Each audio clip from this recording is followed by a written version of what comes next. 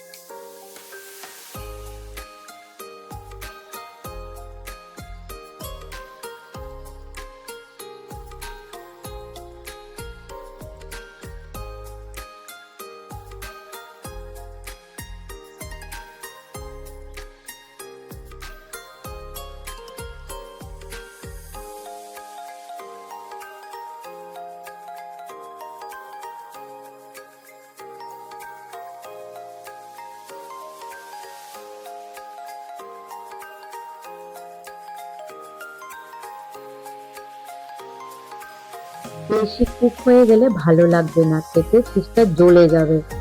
তাহলে eat healthy, stay healthy, take care, and bye by.